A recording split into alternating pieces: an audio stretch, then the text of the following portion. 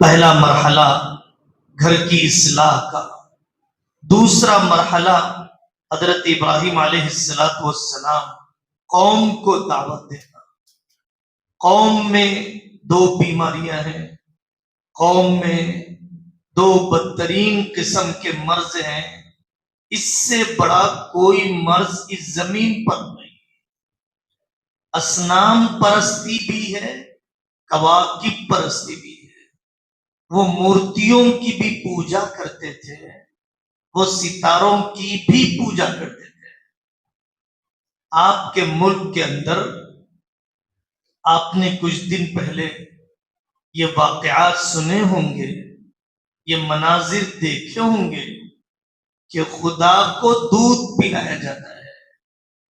آپ نے دیکھا ہوگا کہ خدا تھک جاتا ہے، اس لیے فلانے سے فلانے وقت میں فلانی عبادت گاہ کو بند کر دیا جائے کیونکہ خدا تھک جاتا ہے۔ آپ نے اس ملک کے اندر، آپ نے اطراف و اکناف میں ان واقعات کو سنا ہوگا کہ خدا کے اندر فلانے دن جان ڈالی جائے گی تاکہ وہ خدا آپ کی بات سنے، آپ کی حاجت روائی کرے، آپ کی ضرورتوں کی تکمیل کرے۔ حضرت ابراہیم علیہ السلام نے پوری قوم کو بتلایا ایک اللہ کی طاقت، ستارہ خدا نہیں ہو سکتا ہے۔ ہم اپنی اولاد کو بٹھا کر اس ملک میں، ہم اپنی اولاد کو بٹھا کر یورپ کے ملکوں میں، جہاں حضرت عیسیٰ علیہ السلام کی خدائی، جس خدا کو سولی پر چڑھا دیا گیا، ان کے عقیدے کے مطابق اس کی خدائی کی دعوت دی جاتی ہے۔ یہ کیسا عقلی تضاد ہے، یہ کیسی حماقت ہے جو خدا اپنی جان نہ بچا سکے، جو خدا اپنی آبرو نہ بچا سکے، اس خدا کی طرف دعوت دی جاتی ہے۔ خدائیت کا کتنا ناقص تصور ہے، خدائیت کا کتنا کمزور تصور ہے جو دنیا کے دوسرے مذاہب نے پیش کیا۔ حضرت ابراہیم علیہ السلام نے اپنی قوم کو سمجھانے کے لیے ستارے کی طرف دیکھا اور یہ فرمایا کہ یہ میرا خدا نہیں ہو سکتا ہے، چاند میرا خدا نہیں ہو سکتا ہے، سورج میرا خدا نہیں ہو سکتا ہے۔ جو تغیرات قبول کرنے والا ہے، جو تبدیلیاں لے لینے والا ہے، جس کے اندر ٹھہراؤ نہیں ہے، جس کا ڈوبنا اور نکلنا اس کے اپنے اختیار میں نہیں ہے، یہ میرے لیے خدا کیسے ہو سکتا ہے؟ پوری قوم کو دعوت دی گئی، پہلے اپنے والد کو، پھر اپنی قوم کو، پھر ہوتے ہوتے نمرود جو عراق کے بادشاہ کا نام ہوا کرتا تھا، نمرود عراق کے بادشاہ کا نام ہوا کرتا تھا۔ خوشبو کبھی چھپتی نہیں ہے، دعوت کبھی رکتی نہیں ہے، حق کبھی ختم نہیں ہوتا ہے۔ حضرت ابراہیم علیہ السلام کی آواز نمرود تک پہنچی۔ ہر زمانے کے ظالم لگتا ایسا ہی ہے، یہ کبھی ڈوبے گا نہیں۔ ہر زمانے کے ظالم انتہا کو پہنچ جاتے ہیں ظلم کرتے کرتے، اور یہ بول بھی زبان پر آنے لگتے ہیں، انا ربکم الاعلی، میں تمہارا خدا ہوں۔ اس قسم کے بول مختلف زبانوں میں آنے لگ ہی جاتے ہیں۔ اللہ تبارک و تعالیٰ کا ضابطہ ظالموں کو ختم کرنے میں ہماری جلد بازی کے تابع نہیں ہے۔ علماء نے کہا اللہ ہمارے کیلنڈر کے غلام نہیں ہے، اللہ کو دنیا چلانا ہے، اللہ کو ظالم اور مظلوم کے ٹکراؤ کا قانون، ظلم کے ختم ہونے، مظلوم اور تقوی کے باقی رہنے کا اصول اللہ بتلانا چاہتے ہیں۔ ہماری طبیعتوں کی جلد بازی تو یہ چاہتی ہے کہ اگر کوئی فرعون فجر میں پتہ چل جائے، ظہر تک اس سے ڈوب جانا چاہیے، ابھی عصر میں دعا کی ہے، مغرب میں تباہ ہو جانا چاہیے۔ اگر ہماری تمنا کے مطابق ظالموں کا خاتمہ ہوتا تو دنیا کی عمر اتنی نہیں بن پاتی تھی، دنیا یہاں تک چل نہیں پاتی تھی۔ حضرت ابراہیم علیہ السلام کی دعا والی آیتوں کے اخیر میں یہ آیت بھی ہے، وَلَا تَحْسَبَنَّ اللَّهَ غَافِلًا عَمَّا يَعْمَلُ الظَّالِمُونَ۔ اللہ تعالیٰ نمرود کو دیکھ رہے تھے، اللہ تعالیٰ فرعون کو دیکھ رہے تھے۔ کسی زمانے کا شداد اللہ کے تصرف سے کبھی بھی باہر نہیں ہوا ہے۔ شرک کے ماحول میں رہتے ہوئے شرک کے اثرات کو قبول نہ کرنا، اس کی محنت کرنا پڑتا ہے۔ حضرت ابراہیم علیہ السلام نے نمرود سے گفتگو کی، نمرود نے اپنی خدائی کا دعویٰ پیش کیا، اور اس نے اپنی خدائی سمجھانے کے لیے ایک بے گناہ آدمی کو بلا کر قتل کر دیا اور ایک بڑے مجرم کو بلا کر چھوڑ دیا، اور اس نے کہا دیکھا نا، میں نے چاہا تو زندگی دے دی اور میں نے چاہا تو موت کے گھاٹ اتار دیا، میں بھی زندگی دے سکتا ہوں، میں بھی موت دے سکتا ہوں۔ اعلیٰ درجے کی حماقت ہے، انسان اپنا پیشاب نہیں روک سکتا، اپنا پاخانہ نہیں روک سکتا ہے، اپنی نیند نہیں روک سکتا ہے، ایک بال کی سفیدی کو نہیں روک سکتا ہے، ایک بال کے جھڑنے کو نہیں روک سکتا ہے۔ حضرت ابراہیم علیہ السلام نے الجھنا مناسب نہیں سمجھا۔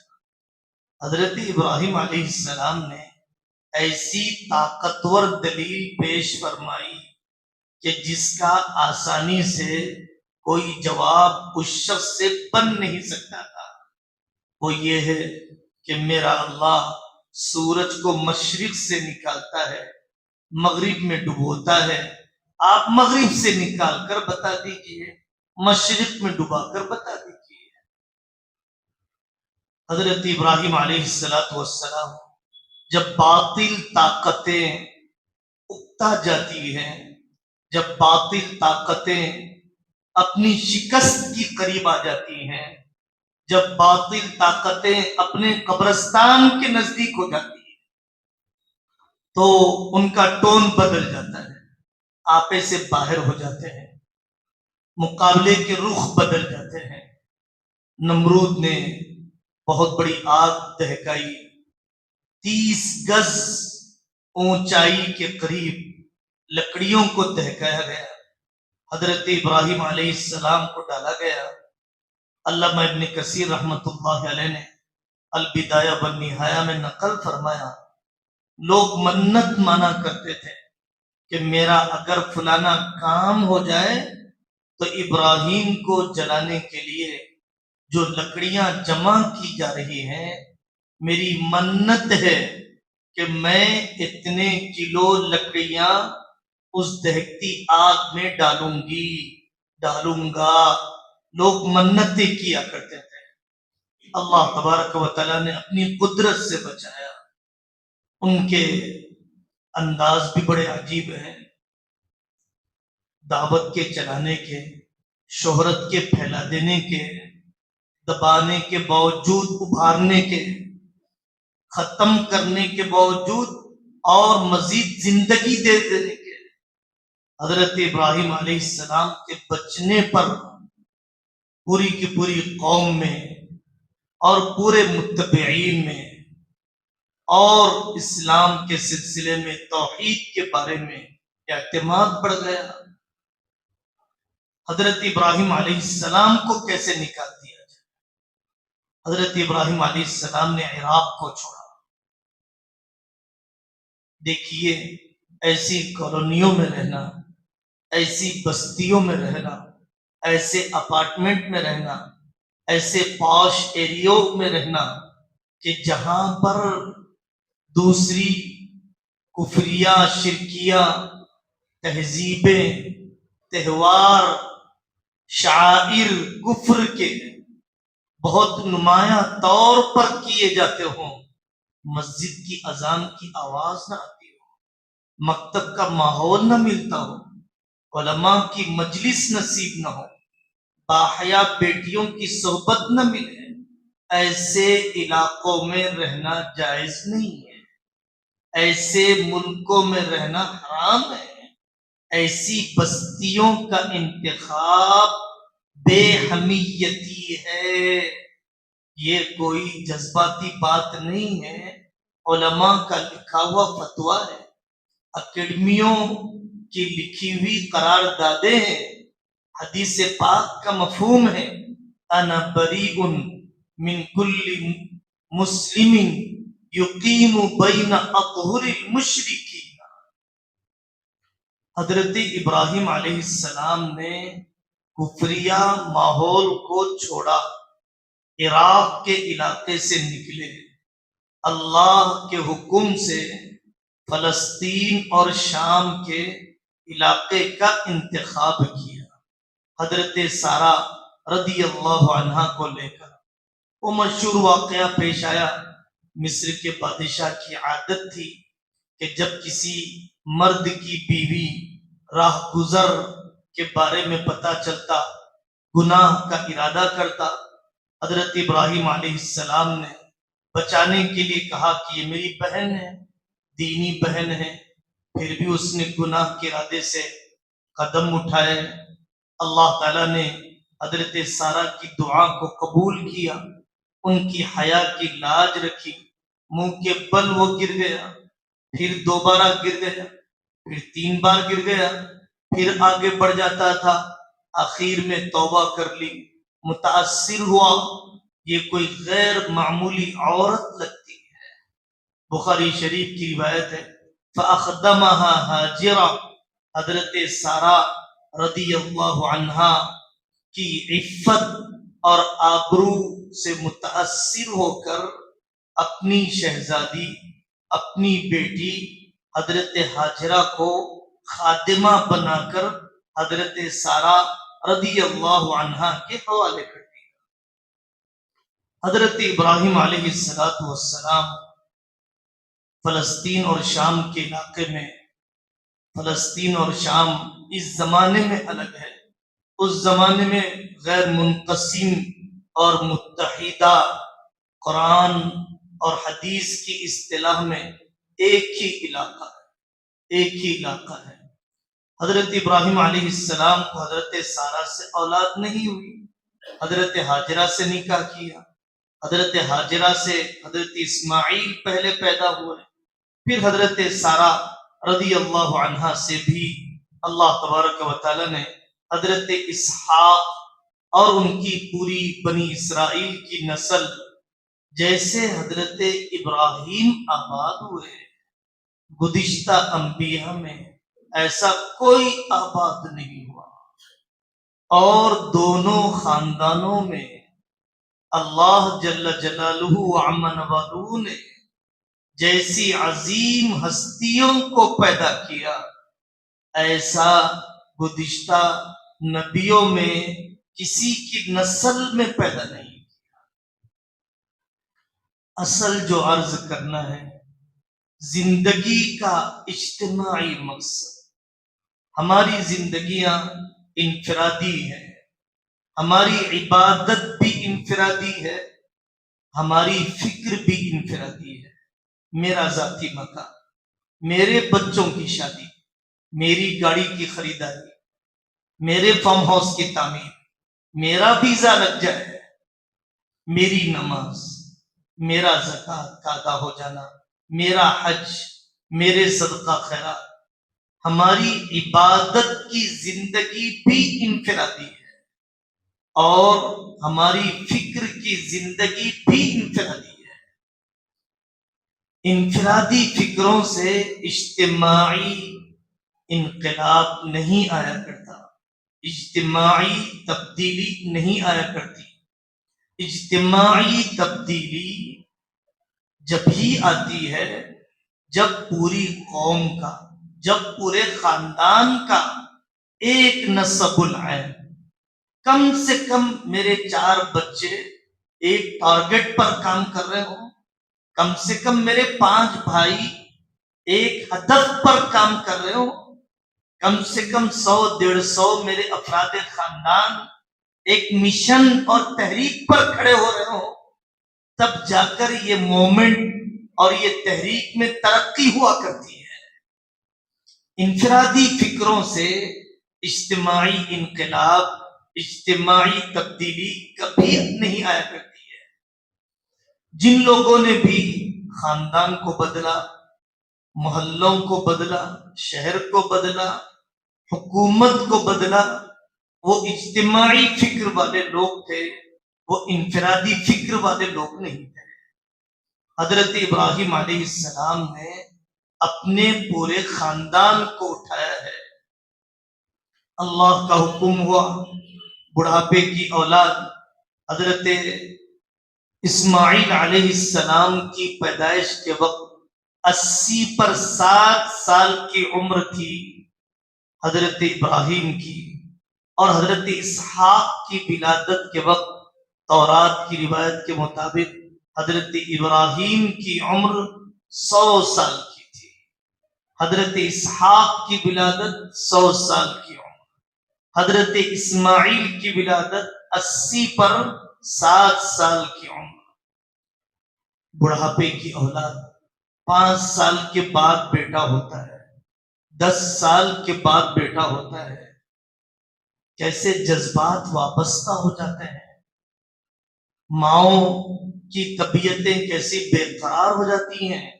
ایسی اولاد کی طبیعت کی تھوڑی سی ناسازی پر حضرت ابراہیم علیہ السلام کی زندگی بتلاتی ہے کہ جیسے بیٹے کی تمنا کوئی غلط نہیں ہے،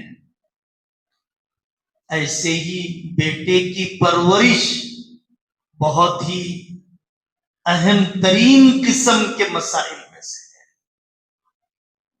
بیٹے کی تمنا، مجھے بیٹیاں ہیں، مجھے بیٹے پیدا ہو جائیں، اچھی تمنا ہے۔ جو دین کا کام بیٹوں سے ہو سکتا ہے وہ بیٹیوں سے نہیں ہو سکتا، صرف بیساکھی بنانے کے لیے نہیں، بڑھاپے کی ضروریات کی تکمیل کرنے کے لیے نہیں، خدمت دین کے مشن کو آگے بڑھانے کے لیے مجھے بیٹوں کی ضرورت ہے۔ لیکن بیٹوں کی پرورش، بیٹوں کی فکری تربیت کیسے ہو، جنسی تربیت کیسے ہو، آئیڈیالوجیکل لیول پر بڑھتی عمر کے مطابق ان کے عقیدوں کی درستگی، پوری دنیا کے مقابلے میں معیشت کا نظام، معاش کا نظام، معاشرت کا نظام کیسے ہونا چاہیے کہ میرا بیٹا بے پردگی میں بہ نہ جائے، کسی انٹرسٹ کا شکار نہ ہو جائے، کسی لون کا غلام نہ بن جائے، کیپٹلزم کی تباہ کاریوں کے بارے میں مکمل باشعور بن جائے۔ حضرت ابراہیم علیہ السلام نے حضرت اسماعیل کی پرورش ایسے ہی کی، کیونکہ اگر ویسی تربیت نہیں ہوتی تو کوئی باپ کے ہاتھوں سے بآسانی ذبح ہونے کے لیے تیار نہ ہو جاتا۔ خواہش کے چھوڑنے، فیشن والی کٹنگ کے چھوڑنے، نیم برہنہ لباس کے چھوڑنے، کسی لت کے چھوڑنے، کسی دوستی کے ٹھکرانے، کسی حرام تعلق کا انکار کرنے، کسی گاڑی فون کو چھوڑنے کا مسئلہ نہیں ہے، اپنی جان سے ہاتھ دھونا ہے، ذبح کر دیا جانا ہے۔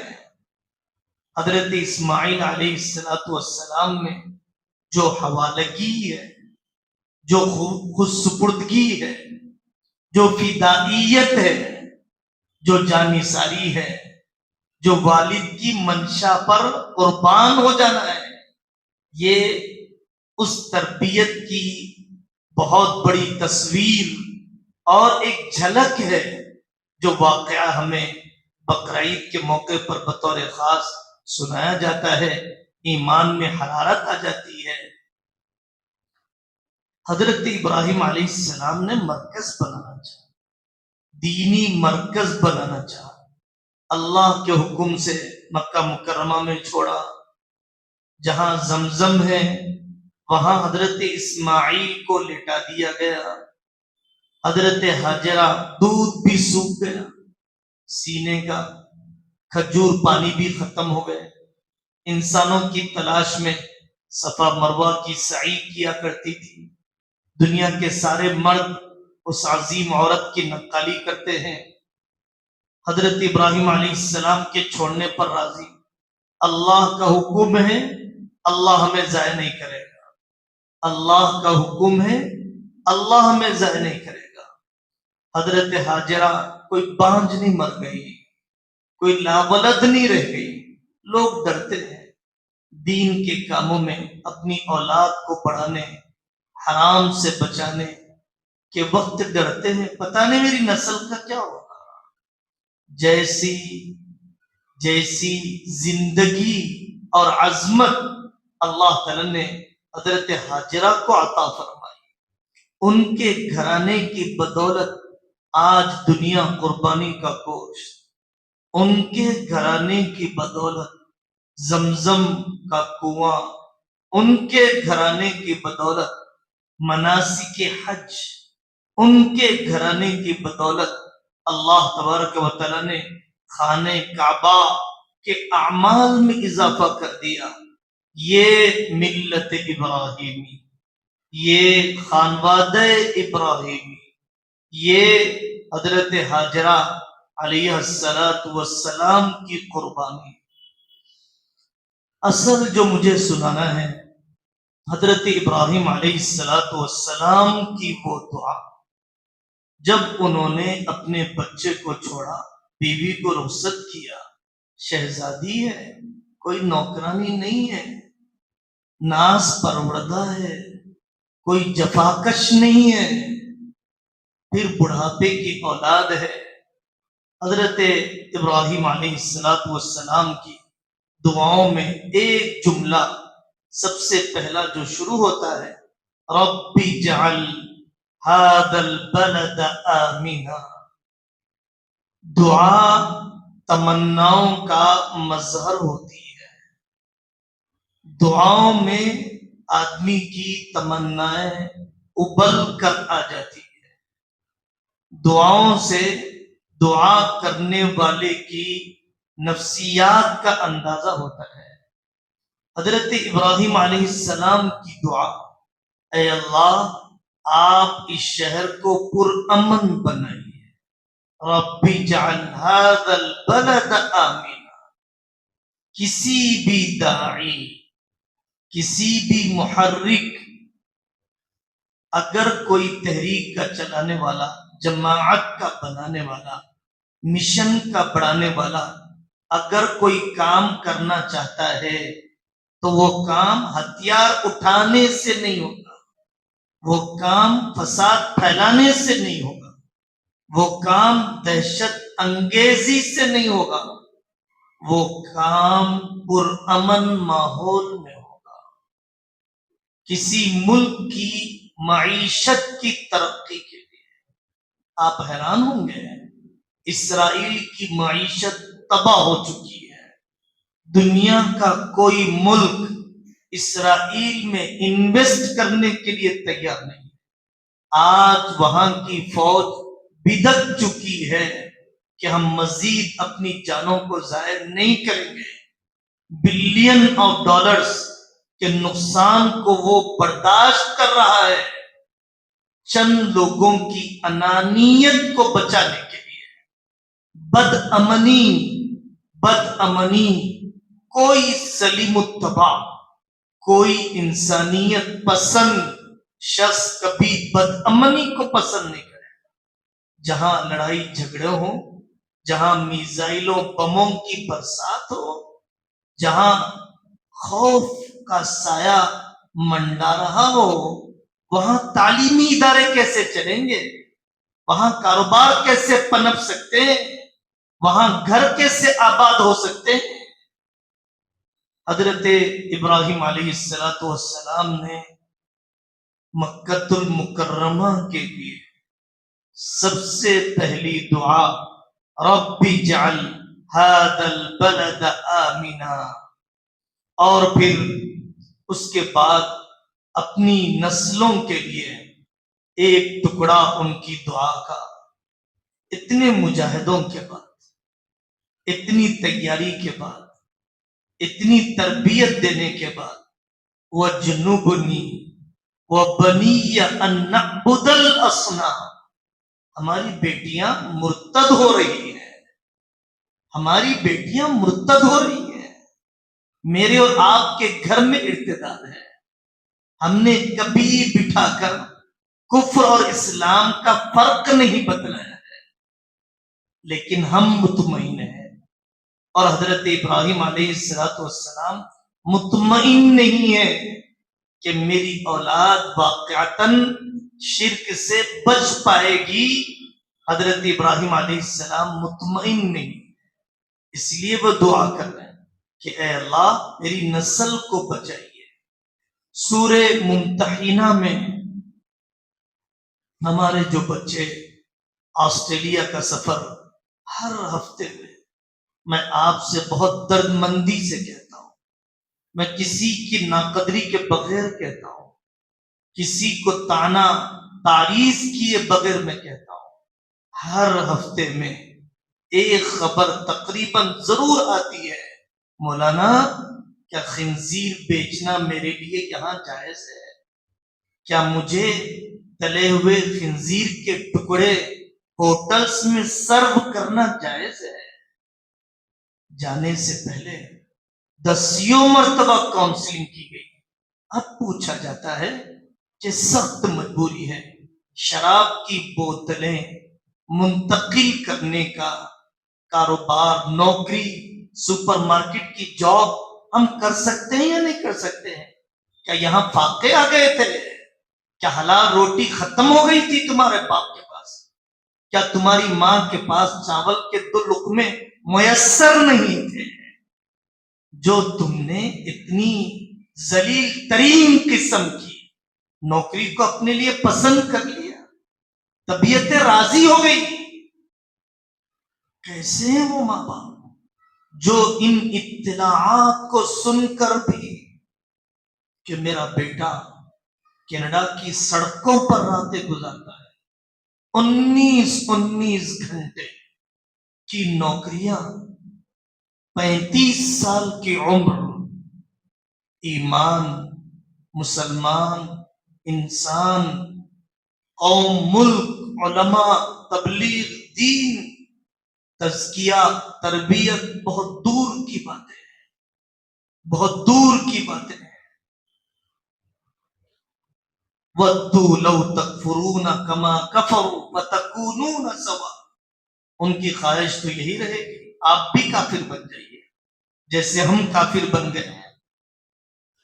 حضرت ابراہیم علیہ السلام نے صاف دعا مانگی ہے، فَمَن تَبِعَنِي فَإِنَّهُ مِنِّي، جو میرے مشن میں شریک رہے گا وہ میرا ہے. إِنَّهُ مِنِّي فَإِنَّهُ مِنِّي، چاہے میری اولاد نہ ہو، چاہے میری نسبی اولاد نہ ہو، چاہے میری خونی اولاد نہ ہو، لیکن اگر میرے فکر میں شریک ہے، میرے مشن کو آگے بڑھاتا ہے، تحریک کا نمائندہ ہے، خاندان کے اقدار اور اخلاق کا محافظ ہے، وہ میرا ہے. اس کے باوجود بھی حضرت ابراہیم علیہ السلام کی ناراضگی نہیں ہے. ان بچوں پر جو ان کے مشن میں شریک نہ ہو. وَمَنْ عَصَانِي فَإِنَّكَ غَفُورٌ رَحِيمٌ.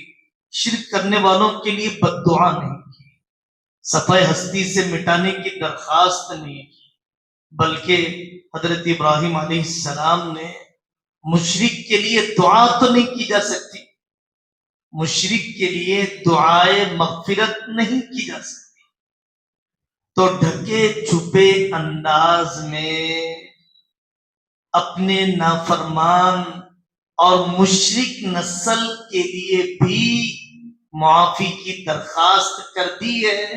ایک باپ کا دل ٹھہر کیسے سکتا ہے؟ وَمَنْ عَصَانِي فَإِنَّكَ غَفُورٌ رَحِيمٌ.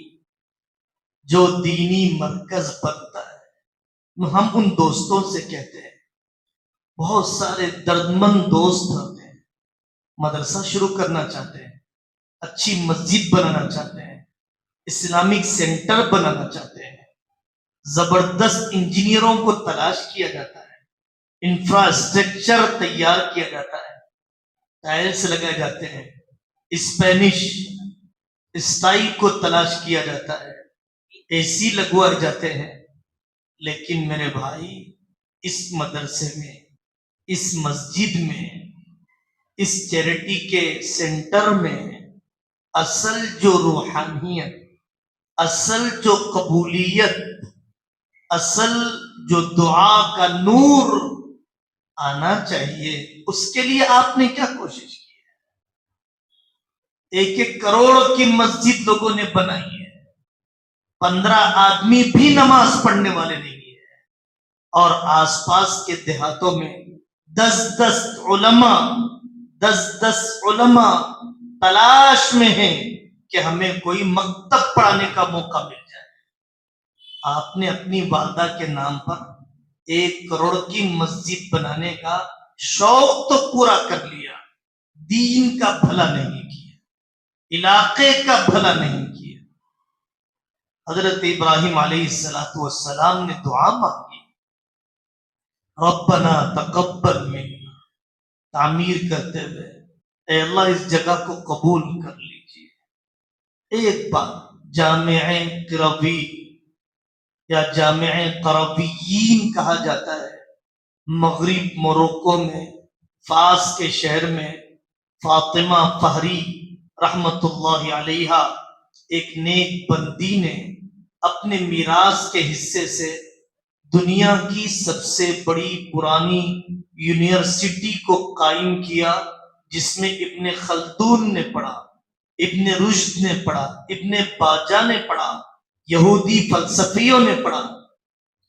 وہ اللہ کی بندی جب تک وہ مسجد اور یونیورسٹی جامع قرویین کی تعمیر ہوتی رہی، اس وقت تک وہ روزہ رکھتی رہی کہ اے اللہ اس جگہ کو قبول کر لیجیے. 100 سال گزر گئے، آج تک وہ ادارہ قائم ہے.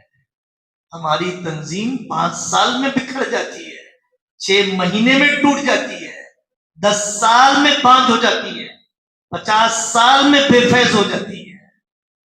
کہیں تو اخلاص کی کمی، کہیں تو اصول کی کمی ہے، ٹٹولنے کی ضرورت ہے. حضرت ابراہیم علیہ السلام کو چاہیے تھا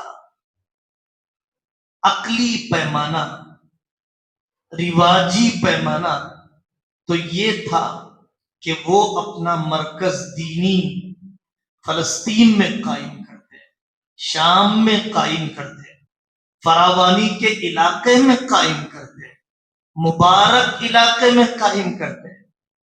مولانا یوسف صاحب رحمۃ اللہ علیہ فرماتے تھے، اللہ یہ بتلانا چاہتے ہیں جب بندہ میرے گھر پر آئے، یہاں اسے پانی کا قطرہ بھی نظر نہ آئے، سوائے رب کے کوئی سبب نظر نہ آئے، کوئی گھاس اگتا ہوا نظر نہ آئے، کوئی انسان پلتا ہوا نظر نہ آئے. پیٹرول تو اب نکلا ہے، اس سے پہلے، آج سے 70 سال پہلے، زندگی کے بڑھانے، زندگی کے باقی رکھنے کے کوئی ظاہری اسباب آج بھی وہاں پر نہیں ہے. وادی غیر ذی زرع، کا انتخاب کیا حضرت ابراہیم علیہ السلام نے. دعا کیا مانگی ہے؟ جو جگہ مثابۃ للناس بنتی ہے، حضرت ابراہیم علیہ السلام نے مانگا فَاجْعَلْ أَفْئِدَةً مِّنَ النَّاسِ تَهْوِي إِلَيْهِمْ، اے اللہ ان کے دلوں کو متوجہ کی. فَاجْعَلْ أَفْئِدَةً مِّنَ النَّاسِ تَهْوِي إِلَيْهِمْ، دلوں کو متوجہ کر دیجیے. لوگ اچھے انجینئر کی تلاش تو کرتے ہیں، اچھے عالم دین، خادم دین، ایسے متحرک کارکن کی تلاش نہیں کرتے ہیں. یہ مسجد آباد کیسے ہوگی؟ حضرت ابراہیم علیہ السلام نے کعبۃ اللہ کی تعمیر کے ساتھ حضرت اسماعیل کی موجودگی کے باوجود جو دعا مانگی، ربنا وابعث فیہم رسولا منہم، ایسا شخص دے دیجیے، ایسی ہستی پیدا کر دیجیے جو اس جگہ کی خدمت ایسی کر دے جیسے آپ چاہتے ہیں، جیسے میں نے خواب دیکھا ہے، جو اس کا واقعتاً سچا ترجمان بن جائے، مثالی نمونہ بن جائے. سانچہ بنے بغیر اینٹ نہیں بنا کرتے ہیں. حضرت ابراہیم علیہ السلام نے کعبۃ اللہ کی تعمیر پر قناعت نہیں کی، بس نہیں کیا، مطمئن نہیں ہوئے جب تک کہ حضرت رسول اللہ صلی اللہ علیہ وسلم کی پیدائش اور ان کے آنے کو اپنی نسل میں اللہ تعالیٰ سے نہیں مانگ لیا. حضرت ابراہیم علیہ السلام نے لوگوں کے دلوں کے متوجہ ہونے کو مانگنے کے ساتھ یہ مانگا وَارْزُقْ أَهْلَهُ مِنَ الثَّمَرَاتِ، کوئی چیز یہاں اگے نہ اگے، یہاں کھیتی باڑی اور ایگریکلچر کا سسٹم بنے نہ بنے، آپ دنیا کے پھل یہاں پہنچائیے. دنیا جانتی ہے دنیا کا کون سا پھل ہے جو مکہ مکرمہ میں نہیں پایا جاتا ہے. اور یہ ساری نعمتیں لعلہم یشکرون، ان نعمتوں کے آنے کے بعد میری نسل غافل ہو جائے، آپ سے دور ہو جائے، نعمتوں میں مگن ہو جائے، اپنے ہدف سے ہٹ جائے، نہیں، یہ شکر گزار باقی رہے. مانگنا پڑتا ہے ربنا لا تجعلنا فتنة للذین کفروا، اے اللہ ایسے حالات نہ ڈالیے.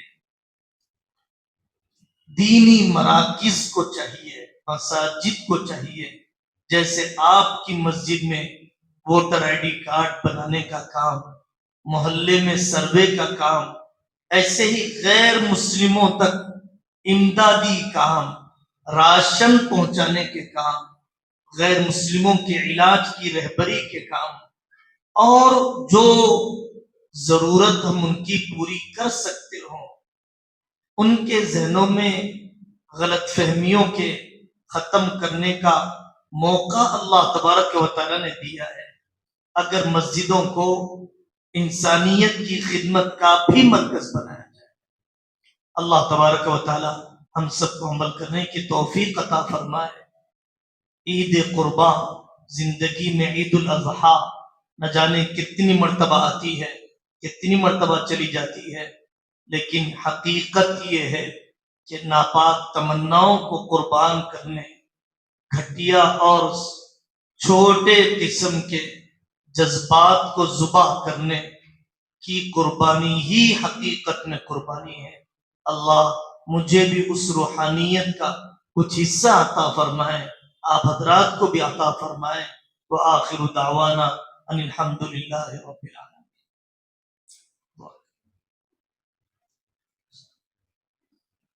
الحمد للہ رب العالمین. یا ربنا یا غایت رغبتنا، اللہم صل علی محمد وعلی آل محمد وبارک وسلم. اے اللہ قبول فرما لیجیے، قبول فرما لیجیے. اب آپ کے نیک بندے عرفات سے نکلنے کی تیاری کرنے لگے. گڑ گڑانے لگ گئے، لجاجت میں اضافہ ہو گیا، ان کی بے قراری میں ترقی ہو گئی۔ اے اللہ ان دعاؤں میں ہمیں بھی حصہ عطا فرمائیے، مقبول حج کی دولت عطا فرمائیے، حجاج کی خدمت کا اعزاز زندگی کی آخری سانس تک یہ شرف نصیب فرما دیجیے۔ اے اللہ اپنے محبوب کے شہر کی حاضری قبولیت کے ساتھ نصیب فرما دیجیے، ہماری نسلوں کو کفر سے بچائیے، شرک سے بچائیے، نہ ہماری تربیت ہوئی نہ ہماری نسلوں کی تربیت ہوئی۔ اے اللہ ہم سب کی حقیقی تربیت فرما دیجیے۔ ہم دنیا کی جنگیں غزہ کے مقابلے دیکھتے ہوئے تھک بھی گئے، پیکے بھی ہو گئے ہیں، اور ان بھائی بہنوں نے مقابلہ نہ چھوڑا۔ اے اللہ ظلم کا خاتمہ فرما دیجیے، ظالموں کو اور ختم فرما دیجیے، مہلت ختم کر دیجیے، مہلت ختم کر دیجیے، مہلت ختم کر دیجیے۔ اے اللہ اس ملک میں ایمان و امن کو قائم فرمائیے، شر پسندوں کی سازشوں کو، مکاریوں کو، مشنریوں کو مفلوج فرما دیجیے، ناکارہ فرما دیجیے۔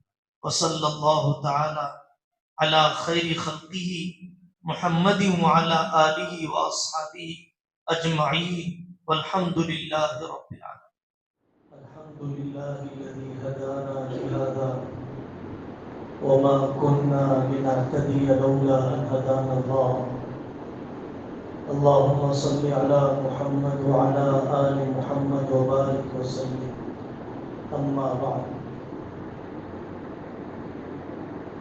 بہت ہی فکر مندی کے ساتھ ذمہ داران مجلس نے، ذمہ داران کمیٹی نے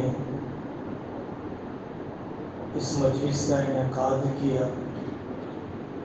حضرت ابراہیم علیہ السلام کی زندگی پوری انسانی تاریخ میں بہت زیادہ انقلابی، پوری انسانیت کے لیے مثالی۔ حضرت ابراہیم علیہ السلام کہ اس واقعے میں خاندان کو کیسے اٹھایا جائے، تحریک کی بنیاد کیسے رکھی جائے، مرکز کو آباد کیسے کیا جائے، ان سب چیزوں کے اصول ملتے ہیں حضرت ابراہیم علیہ السلام کی زندگی میں۔ ہمارے ملک اور عالم کے حالات کے اعتبار سے کفر اور شرک سے مقابلہ، جرأت مندانہ مقابلہ، کفریہ طاقتوں سے براءت اور علیحدگی، حکیمانہ تدبیر، حضرت ابراہیم علیہ السلام کا مقام اللہ کے یہاں، حضرت ابراہیم علیہ السلام کا مقام نبیوں کے درمیان مجدد انبیاء کا حق ہے۔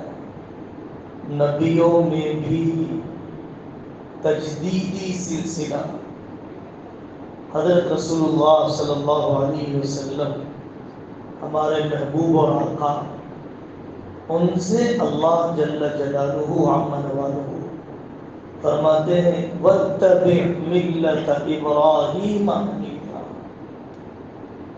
درود شریف پڑھا جائے گا حضرت محمد رسول اللہ صلی اللہ علیہ وسلم پر، تو حضرت ابراہیم علیہ السلام اور ان کے خاندان پر بھی پڑھا جائے گا۔ اتنی گہری مناسبت ہے، اتنے بڑے احسانات ہیں۔ آپ مجمع کی کمی زیادتی کے تاثر میں نہ رہیں، جو بات کہی جا رہی ہے اس کی طرف متوجہ ہوں۔ اللہ تبارک و تعالیٰ نے 25 صورتوں میں، قرآن کے 25 صورتوں میں 63 جگہوں پر حضرت ابراہیم کا تذکرہ فرمایا۔ واقعتاً حضرت مولانا حفظ الرحمان سیواری رحمۃ اللہ علیہ، جن کی کتاب قصص القرآن 4 جلدوں میں ہے، عربی اور اردو میں جتنا کچھ لکھا گیا، ہمارے محدود مطالعے کے مطابق حفظ الرحمان صاحب سیواری رحمۃ اللہ علیہ نے قرآنی آیات کے مضامین، تورات اور بائبل کے مضامین اور احادیث شریفہ کا مستند ذخیرہ اور اسلام پر اعتراض کرنے والے مستشرقین کے اعتراضات کے جوابات، ان سب پہلوؤں کو سامنے رکھتے ہوئے اپنے معمول کے مطابق زبردست جامع تحریر لکھی ہے حضرت مولانا حفظ الرحمان صاحب سیواری رحمۃ اللہ علیہ نے۔ حضرت ابراہیم علیہ السلام کا تذکرہ ہمارے ملک میں بطور خاص اس لیے قوت کے ساتھ ذکر کیا جانا چاہیے، ان کے دعوتی پیغام کو موجودہ حالات میں دہرایا جانا چاہیے، کیونکہ ہم کفر کی شوکت کے علاقے میں، شرک کے غلبے کے علاقے میں، ہم ایسے علاقے میں رہ رہے ہیں جہاں پر گھنٹیوں کی آوازیں، جہاں گنیشوں کے تہوار، جہاں پر کفریہ ترانے، جہاں پر مشرکانہ نعرے، جہاں پر سوریہ نمسکار، جہاں پر مورتی پوجا کا رواج بہت زیادہ ہے۔ تو ہماری طبیعتوں میں کفر اور شرک سے جیسا تبہش ہونا چاہیے۔ ایک وہ بچہ ہے جو چمڑا بیچنے کا کاروبار کرتا ہے، اسی گھرانے میں اس کی نشو و نما ہوئی، بدبو پھیلی رہتی ہے، اور ایک وہ لڑکا ہے، ایک وہ باشندہ ہے جو پاک علاقے میں رہتا ہے، صاف بستی میں رہتا ہے، معطر گھر میں رہتا ہے۔ اگر وہ لڑکا، وہ رہنے والا، چمڑا بیچنے والے، قصائی کا کاروبار کرنے والے محلوں میں آ جائے، نام بند کرنا پڑتا ہے، طبیعت پر تکدر ہو جاتا ہے، صرف اس لیے کہ وہ اس بدبو کا عادی نہیں ہے، اور جس نے اسی گندگی میں، اسی فضا میں پرورش پائی ہے، عادی ہو چکا ہے، اسے زیادہ احساس نہیں ہوتا ہے۔ اسی طریقے سے چونکہ ہم کفر کے ماحول میں، شرک کی آوازوں کے درمیان مختلف طریقے سے زندگی گزار رہے ہیں، تو جیسے نفرت ہونی چاہیے کفر سے، جیسے بیزارگی ہونی چاہیے شرک سے، ہماری طبیعتوں میں وہ کم ہوتی جا رہی ہے۔ حضرت ابراہیم علیہ السلام کا تذکرہ ہمیں بتلاتا ہے کہ ان کی پرورش ایسے گھر میں ہوئی، والد بت پرست بھی ہے اور بت تراش بھی ہے، یعنی بت پرستی اس شخص کا مذہب بھی ہے، اور بت تراشنا اس شخص کا ذریعہ معاش بھی ہے، گزارا بھی اسی آمدنی پر ہوتا ہے، مورتیاں بنا کر بیچنے کی آمدنی۔ تو جب کوئی نظریہ آدمی کا مذہب بھی ہو، اور جب کوئی اس کا کاروبار بھی ہو، تو بہت مشکل ہوتا ہے کہ آدمی ایک حرام کاروبار کو چھوڑ دے بہت مشکل ہوتا ہے اپنے آباء و اجداد کے نظریے کو چھوڑ دے، بہت مشکل ہوتا ہے۔ حضرت ابراہیم علیہ السلام کی وہ گفتگو قرآن جا بجا نقل کرتا ہے، جہاں پر انہوں نے اپنے والد کے ساتھ پوری جرأت، پورے ادب، پوری جرأت، پورے ادب کے ساتھ ان کو اسلام کی دعوت دی ہے۔ اس زمانے میں یہ مسئلہ بہت اہمیت اختیار کرتا جا رہا ہے کہ ہم ماں باپ کو بچوں کے سامنے ماں باپ کے حقوق تو بہت سناتے ہیں، لیکن ماں باپ کی ذمہ داریاں بہت کم سنائی جاتی ہیں۔ ماں باپ کی نااہلی، ماں باپ کی بدتمیزی، ماں باپ کی بے اعتدالی، ماں باپ کا اپنی بہوؤں پر ظلم، ماں باپ کا اپنی اولاد میں انصاف نہ کرنا، ماں باپ کا اپنی اولاد کی تربیت پر خاطر خواہ توجہ نہ دینا، ماں باپ کے مسائل بھی ہیں۔ جیسے ماں باپ کے حقوق سنائے جاتے ہیں، ماں باپ کی ذمہ داریاں بھی سنائی جانی چاہیے۔ بہت اہم موضوع ہے۔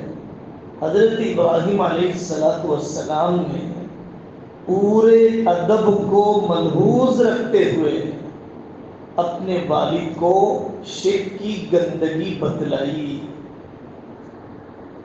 پہلا مرحلہ گھر کی اصلاح کا، دوسرا مرحلہ حضرت ابراہیم علیہ السلام قوم کو دعوت دینا۔